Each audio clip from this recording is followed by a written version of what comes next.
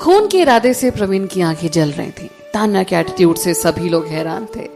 किसी ने नहीं सोचा था कि वो प्रवीण के सामने इतनी निडर खड़ी रहेगी कि सीधे उसे धमकी देने की हिम्मत करेगी। तभी प्रवीण ने धीरे से उससे कहा, उसकी आवाज एक मरते हुए आदमी जैसी लग रही थी, मैं तुम्हें अपनी बात दोहराने का एक और मौका देता हूं। क्या तुमने ये कहा कि मैं इतना क्वालिफाइड नहीं हूं कि यहां आ सकूं और आदित्य ओबेरॉय को गिरफ्तार कर सकूं? किसी भी औरत ने पहले कभी इस तरीके से मुझसे बात करने की हिम्मत नहीं की। वैसे एक ने की थी। तान्या ने गंदी तरह से उसे घूरते हुए देखा और बोला, क्या तुम चाहते हो कि मैं एक ही बार कितनी बात बोलूं? हां, तुम इसके लिए क्वालिफाइड नहीं हो। प्रवीण का गुस्सा हद पार कर चुका था। उसने गुस्से से उसे धमकी देते हुए बोला, अब यह भी बता दो कि मैं कैसे क्वालिफाइड नहीं हूं। अगर नहीं बताया तो जेल तुम्हारा इंतजार कर रहा है। वो तो हम देख ही लेंगे। तान्या के चेहरे पर बिल्कुल भी डर नहीं दिखाई दे रहा था और वो फिर से उसे धमकाते हुए बोली, प्रवीण रॉय, मैं तुम्हें सलाह देती हूं कि तुम्हारे लिए चीजें और बिगड़ ना जाएं, इससे पहले तुम यहां से चले जाओ। प्रवीण की आंखों में खून साफ नजर आ रहा था जब उसने उससे कहा, क्या कहा तुमने? मिसेस ओबेरॉय तान्या को चुप कराते हुए बोली, तान्या, अच्छा होगा कि तुम सोच समझकर बोलो, ये तुम्हारे बकवास करने का वक्त नहीं है। प्रवीण की आंखों में खून साफ नजर आ रहा था जब उसने उससे कहा। प्रवीण कोई छोटा मोटा आदमी नहीं था। उसे गुस्सा देखकर तान्या का कोई फायदा नहीं होने वाला था। तान्या ने बहुत शांति से उन्हें जवाब दिया, मिसेस ओबेरॉय, प्लीज आप बिल्कुल चिंता मत करिए। मेरा इनकी बेइज्जती करने का कोई इरादा नहीं है। मैं सच में इन्हें सलाह दे रही हूं कि इन्हें जल्दी से यहां से चले जाना चाहिए। प्रवीण उसकी बातें सुनकर पागलों की तरह हंसने लगा और फिर खुद को शांत कर उसे खून के इरादे से देखता हुआ बोला, तुम में इतनी हिम्मत आई कहां से कि तुम मुझसे इस तरीके से बात करो? तभी आदित्य अपना मुंह खोलकर धीरे से बोला, यह हिम्मत मैंने इसे दी है, तुम्हें इससे कोई दिक्कत? तान्या की तरह उसकी आंखों में भी यह साफ दिखाई दे रहा था कि वो उसे कुछ नहीं समझते। प्रवीण फिर से पागलों की तरह हंसता हुआ बोला, बिल्कुल मुझे दिक्कत है। ऑफिसर्स, इन दोनों को गिरफ्तार कर लो और यहां से ले चलो। वो देखने का इंतजार कर रहा था और किस में हिम्मत थी कि उसके साथ बहस कर सके। प्रवीण ने अपनी गंदी नजर पूरे ओबेरॉय परिवार पर डाली और उन्हें धमकाते हुए बोला, जिस किसी ने भी अब बीच में आने की हिम्मत की तो उसे भी गिरफ्तार कर लिया जाएगा, फिर चाहे वो कोई भी हो। सोल्जर्स को कमरे में आगे बढ़ता देख पूरे ओबेरॉय परिवार का दिल गले तक आ गया था। रिया उनका मजाक उड़ाने से खुद को रोक नहीं पाई और बोली, बेवकूफ। उसके हिसाब से तान्या से ज्यादा बेवकूफ लड़की उसने आज तक नहीं देखी थी। हालांकि फिर भी उसने अपनी आवाज उठाकर कहा, रुको। उसकी अचानक आवाज से कंफ्यूज होकर प्रवीण और उसके ऑफिसर्स ने मुड़कर उसकी तरफ देखा। रिया मुस्कुराई और बड़े कॉन्फिडेंस से उन्हें बोली, मेजर रॉय, राइट? आपसे मिलकर अच्छा लगा। मैं दिल्ली के कपूर परिवार से हूं। मेरा नाम रिया कपूर है। प्रवीण एक बार को तो उसकी पहचान जानकर हिल गया था, पर इसने फिर भी मुस्कुराते हुए उससे कहा, मिस रिया, आपसे मिलना तो मेरे लिए बहुत बड़ी बात है। बताइए मैं आपकी क्या मदद कर सकता हूं? रिया पर मुस्कुराते हुए उससे बोली, मैं यहां पर दादाजी के कहने पर एक केस ओबेरॉय परिवार की मदद के लिए आई थी। क्या आप मेरी खातिर उन्हें एक और मौका देंगे?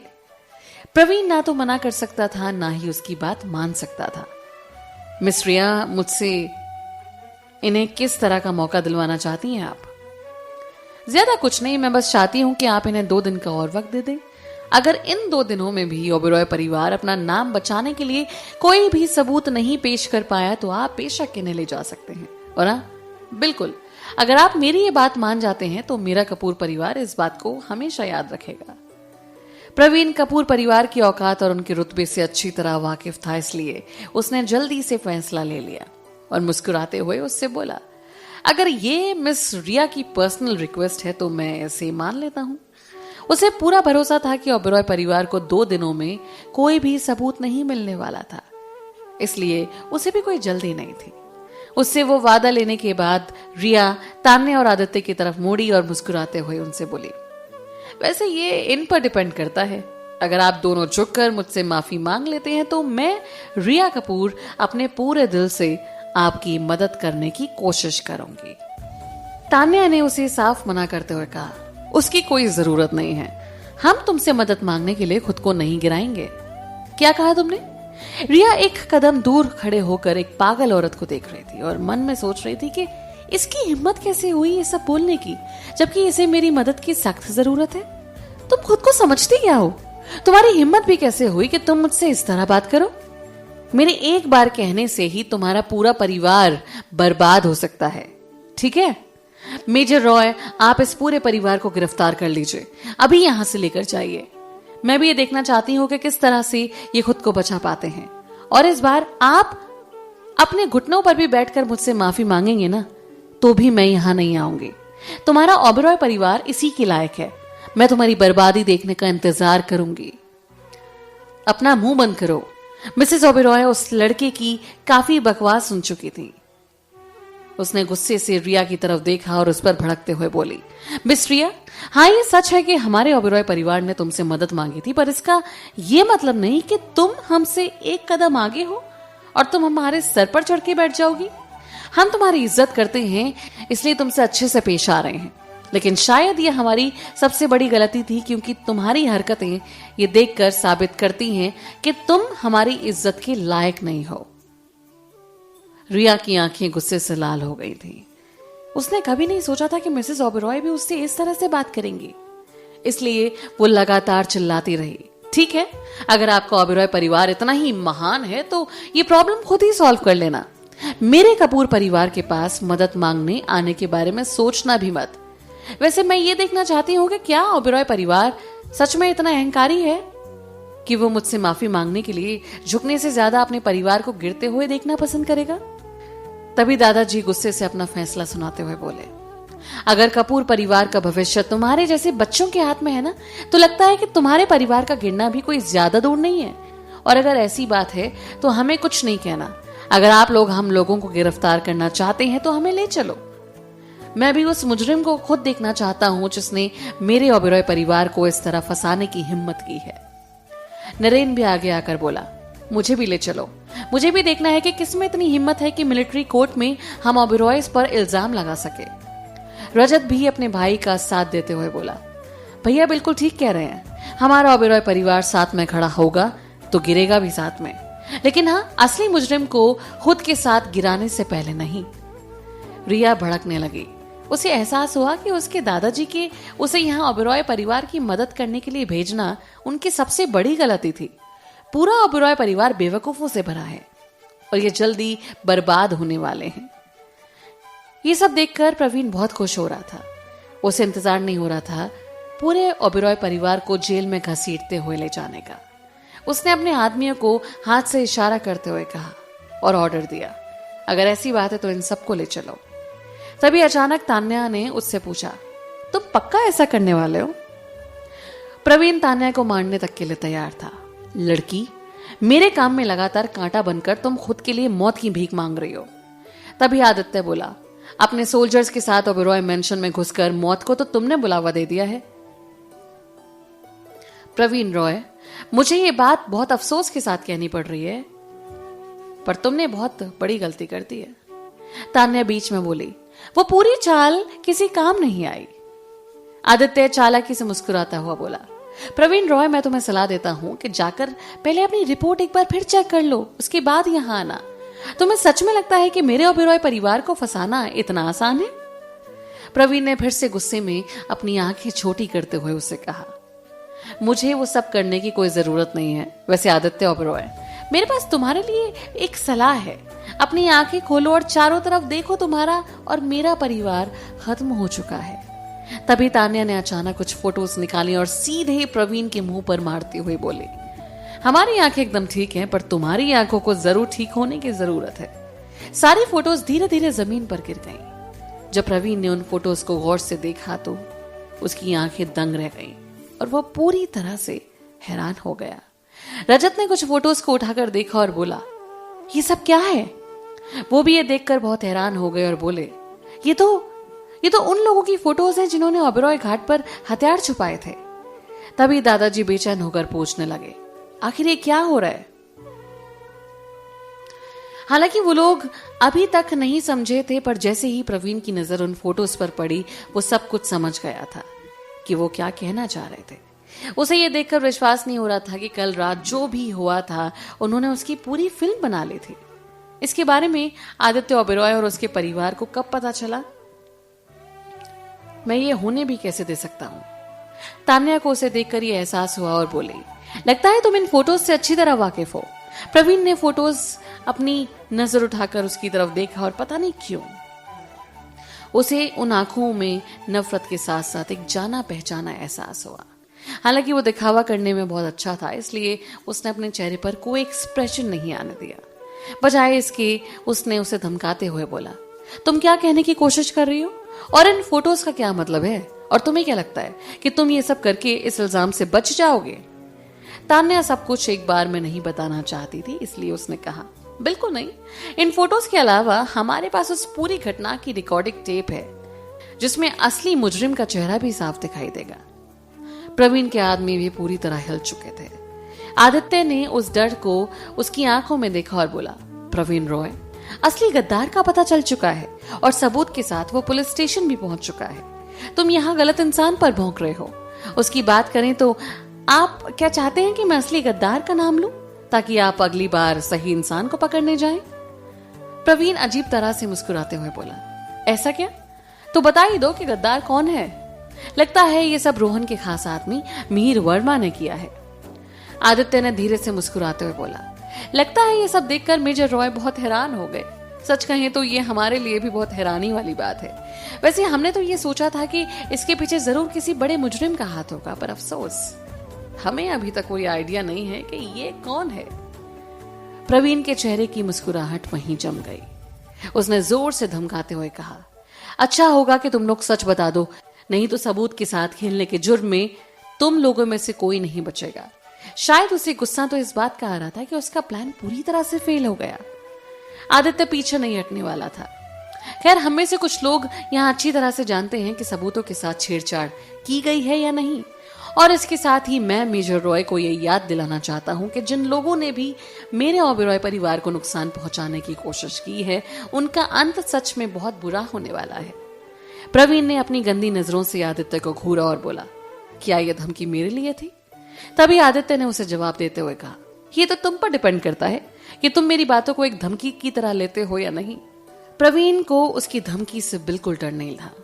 वो गुस्से में उससे बोला, ठीक है, तो तुम ये सब मिलिट्री के साथ डिस्कस कर सकते हो। अच्छा होगा कि तुम अपने परिवार की कोई भी गलत हरकत मेरे सामने ना लाओ, नहीं तो मैं अगली बार इतनी दया नहीं दिखाऊंगा।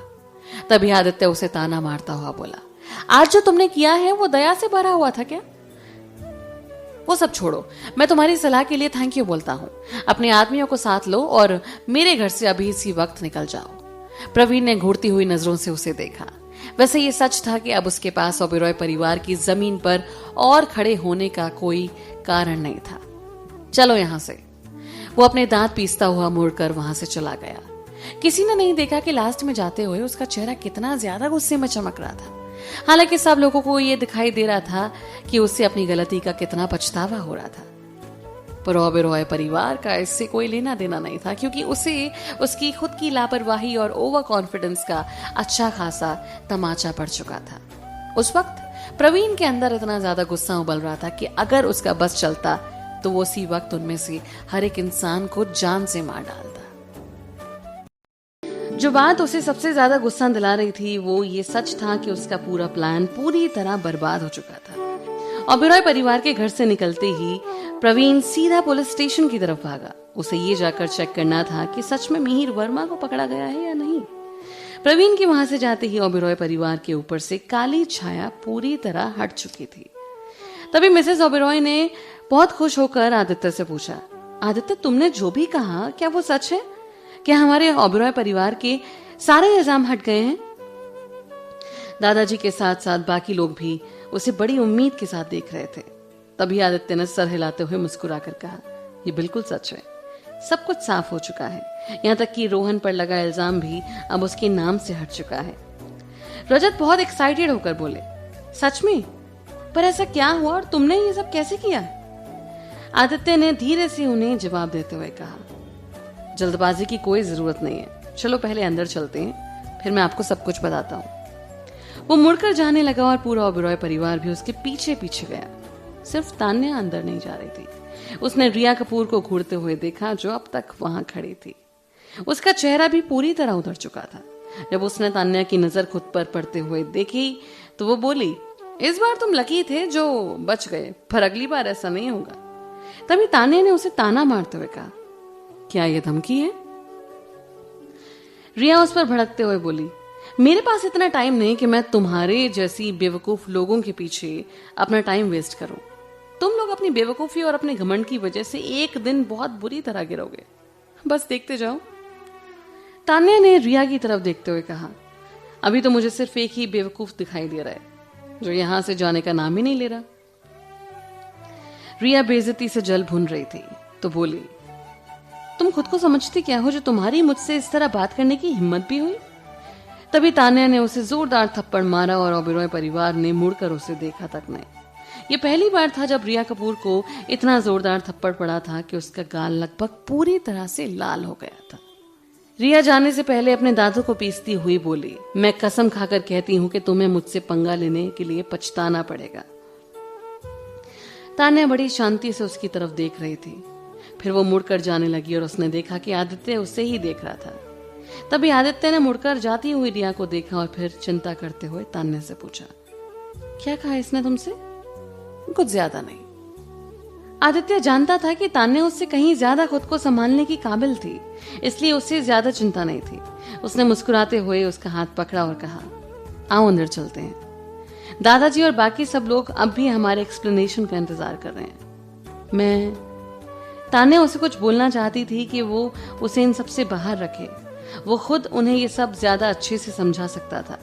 हालांकि इसके ना चाहते हुए भी आदित्य उसे खींचता हुआ स्टडी रूम तक ले गया, जहां दादाजी और बाकी का पूरा परिवार ऑलरेडी उनका इंतजार कर रहा था। जैसे ही वो रूम के अंदर गए, दादाजी ने प्यार से मुस्कुराते हुए उनसे पूछा, जल्दी यहाँ पर आकर बैठो और हमें बताओ आखिर ये सब कैसे हुआ। आदित्य ने मुड़कर तान्या की तरफ देखा और मुस्कुराते हुए बोला, ये सब सिर्फ तान्या की वजह से हो पाया। ये सुनकर सभी दंग रह गए कि ये इसमें तान्या का कंट्रीब्यूशन था। मिसेस ओबेरॉय ने हैरान होते हुए पूछा, तान्या ने क्या किया? इसे तो अभी होश आया था ना? उनका सवाल गलत नहीं था, क्योंकि ये सच में विश्वास करना बहुत मुश्किल था कि उसके जैसा पेशेंट जिसे अभी होश आया हो वो इतनी बड़ी प्रॉब्लम सॉल्व कर देगी। ये सच में विश्वास करने लायक नहीं था। तभी आदित्य ने उन्हें समझाया, वो तान्या ही थी जिसने ये सोचा कि हमारा दुश्मन जरूर हमें फंसाने के लिए वो चुराए हुए हथियार हमारे घाट पर रखेगा। हम कल रात घाट पर गए थे और हमने सब कुछ अपनी आंखों से देखा था। उस गद्दार ने पहले घाट के कैमरे के साथ छेड़छाड़ की, पर तान्या ने किसी तरह से वो सब कुछ खुद के कंट्रोल में ले लिया और वहां जो कुछ भी हुआ वो सब रिकॉर्ड हो गया। हमने गद्दार को पकड़ने के लिए उसी निशान का पीछा किया। सच कहूं तो अगर तान्या का दिमाग साथ नहीं होता तो हम इस बात का पता कभी नहीं लगा पाते। इतना बोलकर आदित्य ने बहुत गर्व से तान्या की तरफ देखा। उसे उस पर बहुत गर्व हो रहा था। दादाजी और बाकी सबकी आंखें हैरानी के मारे फटी जा रही थी। उन्हें बिल्कुल उम्मीद नहीं थी कि जिसने उन्हें इस मुसीबत से निकाला था वो तान्या थी। इतना ही नहीं बल्कि उसने ये काम बहुत समझदारी और आसानी से कर दिखाया था। जिस प्रॉब्लम को पूरा ओबेरॉय परिवार मिलकर भी सॉल्व नहीं कर पा रहा था, वो प्रॉब्लम उसने इतनी आसानी से सॉल्व कर दी थी। वो बेवजह ही इतनी चिंता कर रहे थे, स्पेशली दादाजी जिन्होंने खुद दिल्ली जाकर मदद भी मांगी थी, आखिर में जिसकी कोई जरूरत नहीं थी। और अब जब उन्होंने इस बारे में सोचा तो उन्हें लगा तान्या का हल इतना मुश्किल भी नहीं था। वो जल्दबाजी के चक्कर में इस प्रॉब्लम में इतना उलझ गए थे कि उन्हें इस बात का एहसास ही नहीं हुआ कि उनका दुश्मन उन्हें एक एक करके नहीं बल्कि एक साथ गिराने का प्लान बना रहा था। बेशक उन्हें इस बात की कोई उम्मीद नहीं थी कि कोई उन्हें खुलेआम फंसाने की कोशिश करेगा।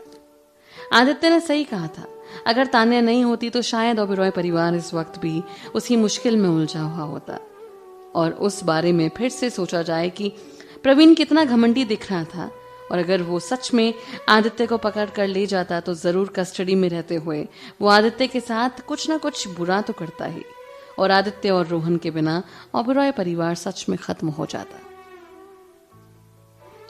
ये तो भगवान का शुक्र था कि तान्या ने पहले से ही उनके दुश्मन के अगले कदम का अंदाजा लगा लिया था और उस मुसीबत से उन्हें निकाल भी लिया। तान्या के बारे में उनका नजरिया पूरी तरह बदल चुका था। तान्या उन्हें पहले ही आर्टिफिशियल लिम्ब से काफी इम्प्रेस कर चुकी थी, पर अब तो उसने उन्हें पूरी तरह जीत लिया था। वो अब उसे अप्रिशिएट ही नहीं कर रहे थे, बल्कि उसे पसंद भी करने लगे थे। दादाजी तारीफ करने में बिल्कुल अच्छे नहीं थे, फिर भी उन्होंने सर हिलाते हुए कहा, बहुत अच्छे, बहुत अच्छा काम किया है इस बार। खासतौर पर तान्या, तुमने इस बार ओबेरॉय परिवार की बहुत बड़ी मदद की है। तान्या के चेहरे पर कोई एक्सप्रेशन नहीं था। वो हमेशा की तरह अब भी शांत थी। ऐसा कुछ भी नहीं है, ये तो बस एक बात थी जो ऐसे ही मेरे दिमाग में आ गई थी। नरेन ने भी उसका शुक्रिया अदा करते हुए कहा, जो भी हो, पर आज सच में तुमने हमारे परिवार की बहुत बड़ी मदद की है तान्या। तुम नहीं होती तो आदित्य और रोहन आज बहुत बड़ी मुसीबत में फंस जाते। मिसेस ओबेरॉय भी मुस्कुराते हुए बोली, बिल्कुल तान्या, इस बार ये सब तुम्हारी वजह से हो पाया है। तान्या मिसेस ओबेरॉय की उस मुस्कुराहट और उनके प्यार से हैरान हो गई थी, पर उसने कुछ नहीं कहा। मिसेस ओबेरॉय को खुद पर शर्म भी आ रही थी। यही वो थी जिन्होंने सबसे ज्यादा तान्या के खिलाफ प्लान बनाकर उस पर गंदे गंदे इल्जाम लगाकर उसे कई बार बेइज्जत किया था, पर अब उन्हें अपनी छोटी सोच पर बहुत पछतावा हो रहा था। फाइनली उन्हें एहसास हुआ कि असली खरा सोना अनु नहीं थी, जिसे वो इतना पसंद करती थी, बल्कि असली खरा सोना तो तान्या थी। तान्या कोई बेकार की औरत नहीं थी, वो बहुत ही इंप्रेसिव औरत थी जो हमेशा खुद के दम पर खड़ी रहकर सकती थी और सब उसकी इज्जत करते। तो बात एकदम साफ थी कि तान्या ने अपनी काबिलियत का इस्तेमाल कर ओबेरॉय परिवार पर राज कर लिया था और उनके दिलों को जीत लिया था। इस बात में अब कोई शक नहीं था कि उसके आदित्य के फिर से साथ होने पर अब किसी को कोई ऑब्जेक्शन नहीं होगा, बल्कि वो खुद इस बात की कोशिश करेंगे कि वो दोनों फिर से साथ हो जाएं। तभी अचानक रजत ने पूछा, वैसे हमारे पास मिहिर वर्मा है, पर क्या सच में हम असली गद्दार को पकड़ने के लिए उसका इस्तेमाल कर सकते हैं? आदित्य ने उनकी बात का जवाब देते हुए कहा, अब ये बात साफ नहीं हुई है। मुझे लगता है कि रॉय परिवार को नीचे गिराना इतना आसान नहीं होगा। आदित्य की इस बात से सभी सहमत थे। अगर रॉय परिवार को गिराना इतना आसान होता तो शायद वो कभी इस मुकाम तक पहुंचते ही नहीं। तभी दादाजी ने सबसे कहा, इन सब के बावजूद आप, ये हमारे और उस रॉय परिवार की दुश्मनी के बीच की बात है।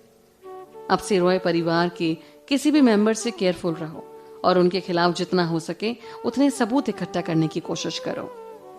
तान्या के अलावा सभी ने उनकी इस बात पर गर्दन हिलाई। हालांकि फिर भी वो रॉय परिवार को माफ नहीं करने वाले थे। ये सच था कि वो जब मानवी आहूजा थी तब उसे प्रवीण ने ही टॉर्चर किया था और अब वो ओबेरॉय परिवार के पीछे पड़ा था। पर अब ओबेरॉय परिवार में कोई ऐसा था जिसकी उसे बहुत परवाह थी, इसलिए वो उसे इतनी आसानी से नहीं छोड़ने वाले थे। थोड़ी देर ये सब डिस्कस करने के बाद सभी लोग वहां से चले गए। रजत जल्दी से अपने बेटे रोहन को देखने चले गए। अपने चाचा और प्रखर से मिले हुए उसे काफी समय हो गया था, इसलिए तान्या ने भी वहां से जाने को सोचा।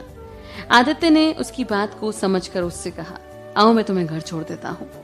बेशक वो चाहता था कि वो उसके पास ही रहे, पर यह भी सच था कि उसे अपने घर गए बहुत वक्त हो गया था और वो उसकी इच्छाओं को नहीं मारना चाहता था, उनकी इज्जत करता था। तान्या ने उसे मना नहीं किया और उसके साथ कार की तरफ चली गई। आदित्य ने मौका पाकर मानवी का एनर्जी क्रिस्टल उसे दे दिया। रास्ते भर तान्या उसे ही देखती रही। तभी आदित्य ने उसे देखकर उससे पूछा, ये चीज किसी तरह का कोई पावर सोर्स लगती है? तान्या ने उसकी बात का जवाब देते हुए कहा, पता नहीं, पर मैं ये जानने का इंतजार कर रही हूँ। तो फिर लैब यूज करो, मैं किसी से बोलकर स्पेशली तुम्हारे लिए एक रूम बुक करवा देता हूँ। तान्या ने बोलने से पहले कुछ देर सोचा और फिर सर हिलाते हुए बोली, थैंक यू। ओबेरॉय परिवार की लैब देश की बेस्ट लैब्स में थी। अगर उसे कुछ पता चल पाता तो वो जगह लैब ही थी। तभी आदित्य ने उसकी चिंता में उसे याद दिलाते हुए कहा, पर तुम्हें इस बात का ध्यान रखना होगा कि प्रवीण को इस बात की बिल्कुल खबर ना हो कि तुम्हारे पास भी कोई चीज है। उसकी याद दिलाए बिना ही तान्या अच्छी तरह जानती थी कि क्या करना है। हालांकि आदित्य को भी उसकी काबिलियत और केयरफुलनेस पर पूरा भरोसा था, पर फिर भी वो खुद को चिंता करने से रोक नहीं पा रहा था। तभी अचानक उसने उसे सलाह देते हुए कहा, तुम आकर मेरे साथ क्यों नहीं रह लेती?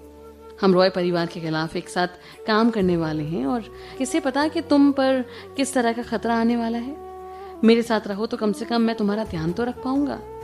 तान्या ने सारी बातें सुनते हुए उससे कहा, उसकी कोई जरूरत नहीं होगी, मैं सेफ हूं। लेकिन अगर मुझे सच में ऐसा कुछ लगेगा तो मैं इस बारे में जरूर सोचूंगी। उसकी ये बात सुनकर आदित्य के चेहरे पर स्माइल आ गई और वो बोला, ठीक है। वो बहुत खुश था कि कम से कम उसने उसे पूरी तरह मना नहीं किया। पता नहीं क्यों, पर वो पूरी तरह उसकी बातों को नहीं टाल पाता था। शायद अगर वो उससे कभी खुद को मारने के लिए भी कहती तो उसकी बात मान जाता। उसकी कार जल्दी ही तान्या के घर तक पहुंच गई। जब तान्या कार से उतर रही थी तो आदित्य ने उसे हाथ पकड़कर कार से उतारा और कहा, तुमने कल रात बहुत अच्छा काम किया था, इसलिए जाकर अभी अच्छे से सो जाना। अभी किसी भी चीज से खुद को ज्यादा परेशान मत करना। तान्या ने सर हिलाते हुए कहा, मुझे पता है।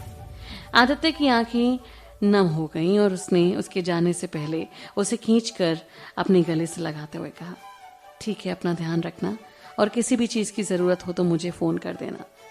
तान्या ने धीरे से अपना सर हिलाया और अपने घर की तरफ चल दी। अपने घर का दरवाजा नॉक किया और जिसने दरवाजा खोला वो तान्या के चाचा राजेश थे।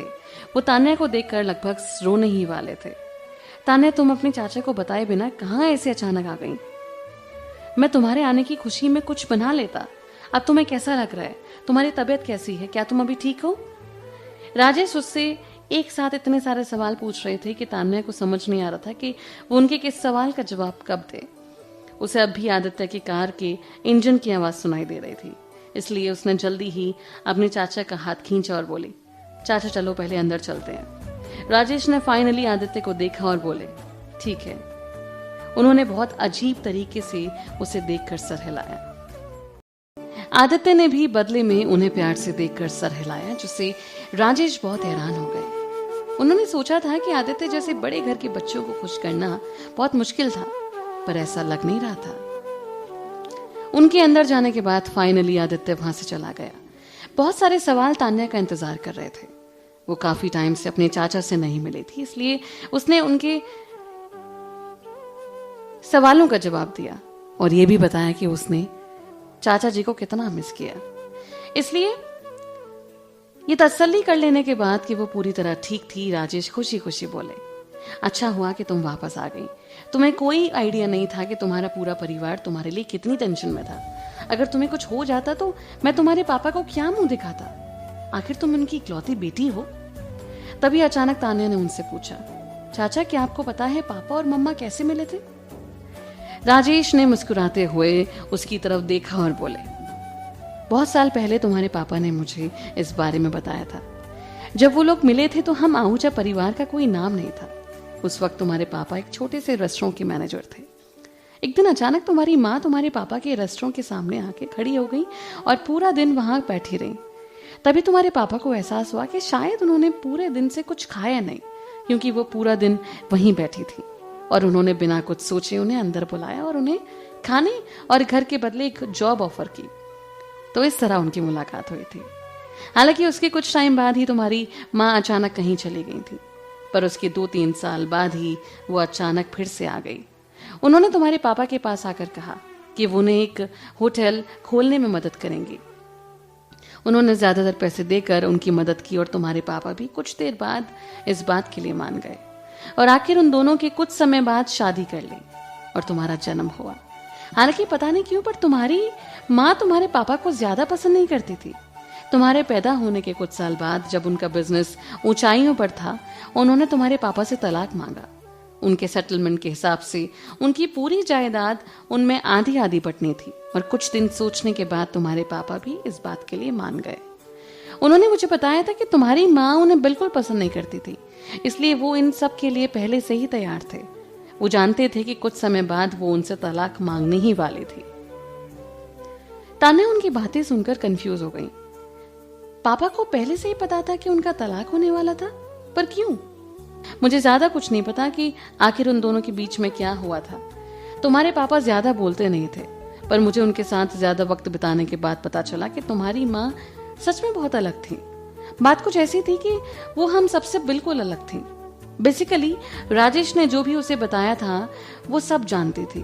उसे लगा था उससे अपने चाचा से कुछ और जानने को मिलेगा, पर ऐसा लग रहा था कि वो सब बेकार था। वो कुछ देर और अपने चाचा से बात करती रही और फिर अपने रूम में आकर आराम करने लगी। वो पिछली रात सोई नहीं थी, इसलिए तकिए पर सर रखते ही उसे नींद आ गई।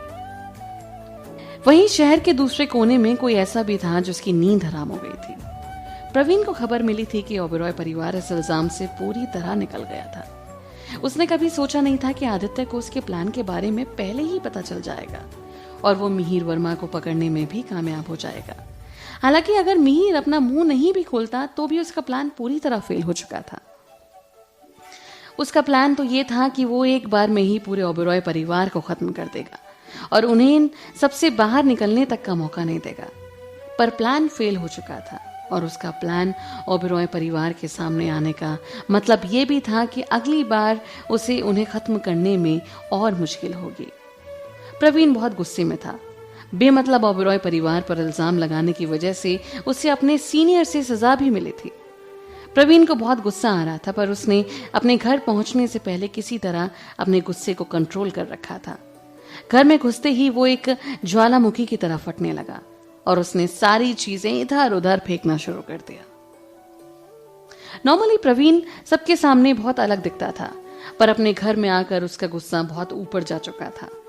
वो नर्क से आए किसी आदमी की तरह लग रहा था जिसके करीब जाने से किसी की हिम्मत नहीं थी, किसी को भी डर लग रहा था।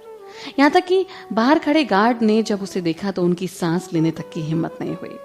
हालांकि बहुत कोशिश करके गार्ड ने अंदर आकर बहुत हिचकिचाते हुए उससे कहा, सर, रिया कपूर नाम की एक लड़की आपसे मिलने आई है। प्रवीण ने अपने गुस्से को वहीं रोक दिया और उससे पूछा, रिया कपूर? हाँ सर। प्रवीण ने उसी वक्त खुद को शांत किया और उन्हें ऑर्डर देते हुए कहा, ये सब अभी साफ करो और उन्हें अंदर ले जाओ। Okay sir. उसके गार्ड्स अपने काम में बहुत एक्टिव थे क्योंकि जब तक रिया लिविंग रूम में आई सब कुछ साफ हो चुका था। प्रवीण 2 कदम आगे आया और उसने मुस्कुराते हुए उससे पूछा, मैंने ऐसा क्या अच्छा काम कर दिया जो मिस कपूर खुद चलकर मेरे घर आई हैं? आपके अचानक यहाँ आने से मुझे बहुत खुशी हुई। आने से पहले आप मुझे बता देती तो मैं ही आपको लेने आ जाता। प्रवीण के उससे बात करने के उस अलग अंदाज में रिया का गुस्सा उसी वक्त शांत हो गया। उसे बहुत अच्छा लग रहा था। वो मुस्कुराते हुए उससे बोली, मेजर रॉय, आप सच में बहुत अच्छे हैं। ये तो मेरी खुशनसीबी है कि मैं आपको जानती हूँ। सब लोग जानते हैं कि मेजर रॉय ने इतनी कम उम्र में इतना नाम कमा लिया है। ये तो मेरी खुशनसीबी है कि मेजर रॉय मेरी जैसी लड़की के लिए अपना टाइम निकाल रहे हैं। प्रवीण जानता था कि ये पॉलिटिकल बातें थी। उसने ताली बजाते हुए उसकी और तारीफ करते हुए कहा, ऐसा सबके साथ नहीं होता कि मिस रिया कपूर किसी की इतनी तारीफ करे, और मिस रिया जैसी इंप्रेसिव लड़की के सामने तो मैं अपने घुटने तक टेकने के लिए तैयार हूं। प्रवीण ने रिया का मूड बहुत अच्छा कर दिया, इसलिए रिया मुस्कुराते हुए उससे बोली, मेजर रॉय, आप सच में बहुत अच्छे हैं। अगर आप बुरा ना माने तो क्या आप मुझे मेरे नाम से बुलाएंगी? मेजर रॉय सुनकर लगता है कि हम अजनबी हैं। तान्या से बिल्कुल अलग रिया जानती थी कि आदमियों के घमंड से कैसे खेला जाता था। तो फिर मैं आपको बड़े रॉय भैया कहकर बुलाऊंगी। जैसा कि उसे उम्मीद थी, प्रवीण ये सुनकर बहुत हैरान रह गया और बोला, जैसा कि तुमने अब मुझे बड़े भैया बोला है तो मैं तुम्हें अपनी फैमिली ही समझूंगा। तो फिर मैं तुमसे सीधे सीधे पूछता हूँ कि तुम्हारा यहाँ अचानक कैसे आना हुआ? अगर तुम बुरा ना मानो तो चलो हम सोफे पर जाकर बैठते हैं और आराम से इसके बारे में डिस्कस करते हैं। रिया ने उसकी बात मान ली और प्रवीण के पास जाकर बैठ गई। उसने प्रवीण की तरफ देखा और उससे पूछा, बड़े राय भैया, मैंने सुना कि ओबेरॉय परिवार से पूरी तरह यह इल्जाम हट चुका है और मिलिट्री हथियार चुराने के पीछे जिस आदमी का हाथ था वो भी पकड़ा जा चुका है। प्रवीण ने अपनी आंखें छोटी करते हुए उसकी तरफ देखा और फिर से उसकी तारीफ करते हुए बोला, मिस कपूर, आप सच में बहुत इंप्रेसिव हैं कि आपने इतनी जल्दी इन सब का पता लगा लिया। आपने जो भी कहा वो सब सच था। ओबेरॉय परिवार सच में बहुत लकी है कि वो इस प्रॉब्लम से इतनी जल्दी निकल गए। तभी प्रवीण बहुत इज्जत के साथ बोला, पर वो अपनी तरफ से भी उनका टेस्ट ले रहा था। इन सब के लिए उन्हें कपूर फैमिली को थैंक्स बोलना चाहिए, राइट? आखिर वो कपूर परिवार है जो इतना अद्भुत है। आप लोग इतने कम समय में इतना कॉम्प्लिकेटेड केस सॉल्व करने में कामयाब हो गए। वो जानना चाहता था कि आखिर कपूर परिवार उसका दोस्त है या दुश्मन। रिया की मुस्कुराहट अचानक गायब हो गई और वो बोली, इसका कपूर परिवार से कोई लेना देना नहीं है। उनके हमसे मदद मांगने आने के बाद हम उनकी मदद जरूर करने वाले थे, पर ये मौका उन्होंने खो दिया था। आपने देखा ना कि सुबह उन्होंने मेरे साथ कैसे बिहेव किया। प्रवीण की स्माइल भी गायब हो गई और वो बोला, उन्होंने जो भी किया उससे ये साबित हो गया कि उन्होंने अपनी हद पार कर दी थी। चाहे जो भी हो मिस कपूर, आप उनकी बहुत बड़ी मेहमान थी, तो वो आपके साथ ऐसा कैसे भी कर सकते थे। पर मुझे लगता है कि जरूर कुछ गलतफहमी हुई होगी। रिया की आवाज में ओबेरॉय परिवार के लिए गुस्सा साफ नजर आ रहा था। क्या गलतफहमी? साफ दिखाई दे रहा था कि ओबेरॉय परिवार का घमंड उन्हें दूसरों की मदद नहीं लेने दे रहा था। मैंने इतनी घमंडी लोग आज तक अपनी जिंदगी में कभी नहीं देखे। प्रवीण उसका हिंट अच्छी तरह समझ गया और गुस्से में बोला, क्या मिस कपूर भी ओबेरॉय परिवार से नफरत करती हैं? रिया ने मुस्कुराते हुए बदले में उससे खुद पूछा, क्यों? बड़े रॉय भैया भी कुछ ऐसा ही फील करते हैं क्या? प्रवीण उसकी बात पर हंसते हुए बोला, मुझ में सब सोचने की हिम्मत नहीं है, पर क्या तुम जानती हो कितना दुख होता है जब हमेशा कोई तुम्हें दबाने की कोशिश करता रहे। पर अफसोस मेरा रॉय परिवार इतना पावरफुल नहीं है कि उनसे लड़ सके, इसलिए हम कर भी कह सकते हैं। रिया पहले से ओबेरॉय और राय परिवार की दुश्मनी के बारे में अच्छे से जानती थी, इसलिए ही तो वहां आई थी। रिया ने उसे सिंपैथी देते हुए कहा, बड़े रॉय भैया, मेरे नजरिए से देखो तो आप रोहन ओबेरॉय से कहीं ज्यादा काबिल हो, तो फ्लाइंग ड्रैगन यूनिट का लीडर वो क्यों नहीं बने आप? मुझे समझ नहीं आता।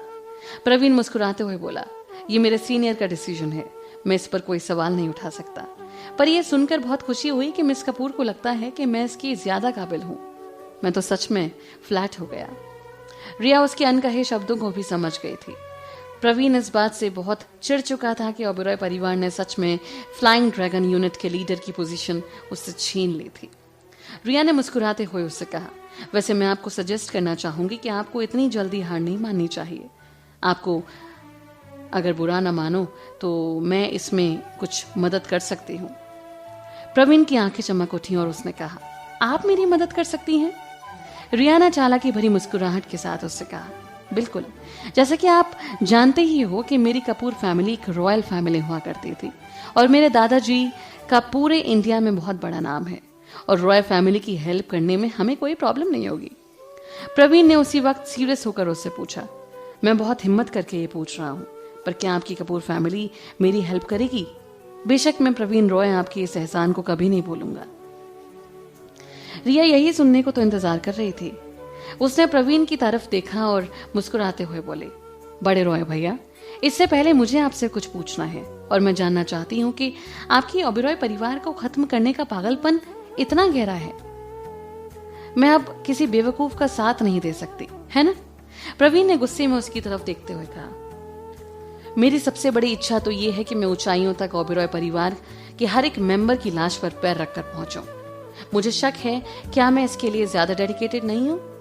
रिया भड़कते हुए बोली, बहुत ज्यादा, जरूरत से ज्यादा। मैं जानती हूं कि बड़े रॉय भैया और मैं मिलकर इनको खत्म कर देंगे। चलो अब से साथ में काम करते हैं। प्रवीण ने सीधे उससे पूछा, इस मदद की क्या शर्त होगी? बहुत आसान है, मैं आपकी वो पाने में मदद करूंगी जो आपको चाहिए और आप उसे पाने में मेरी मदद करना जो मुझे चाहिए। प्रवीण ने फिर उससे सवाल किया, और आपको एग्जैक्टली क्या चाहिए? रिया थोड़ी सी मुस्कुराई और उसके खूबसूरत चेहरे पर दुश्मनी साफ दिखाई देने लगी। वो सब कुछ जो ओबेरॉय परिवार का है। प्रवीण ये सुनकर दंग रह गया। ओबेरॉय परिवार की जायदाद इतनी थी कि वो एक छोटा सा देश तक खरीद सकते थे, बल्कि उनके इंडिया में होने के देश की इकोनॉमी को भी फर्क पड़ता था। वो ज्यादा से ज्यादा उनकी पॉलिटिकल इमेज को खराब करने की उम्मीद कर सकता था और ये सब रॉय परिवार की औकात में नहीं था कि वो इस तरह ओबेरॉय परिवार को खत्म कर सके। इसलिए वो ये देखकर हैरान था कि कपूर फैमिली का मकसद इतना बड़ा था। प्रवीण ने उसे प्यार से सलाह देते हुए कहा, मिस कपूर, ओबेरॉय परिवार की पूरी जायदाद को हथियाना इतना आसान नहीं है। रिया फिर से घमंड में बोली, मैं जानती हूं ये मेरा ओरिजिनल प्लान नहीं था, पर ये उनकी गलती थी कि उन्होंने मेरी इतनी बेइज्जती की। अब जैसा कि उन्होंने खुद अपनी बर्बादी मुझसे मांगी है तो उन्हें वही मिलेगा ना। उन्हें बर्बाद करके ही हम चैन की नींद सो पाएंगे, है ना बड़े रॉय भैया? प्रवीण जोर जोर से हंसता हुआ बोला, बिल्कुल, आप सही बोल रही हैं, पर अभी मेरी हालत ठीक नहीं है। चिंता मत करिए, आपको इन सब चीजों की फिक्र करने की कोई जरूरत नहीं है। आपको सिर्फ उन पर दबाव डालने की जरूरत है और आपको इस बात का ध्यान रखना होगा कि उनकी पॉलिटिकल इमेज पूरी तरह खराब हो जाए। बाकी सब हम संभाल लेंगे।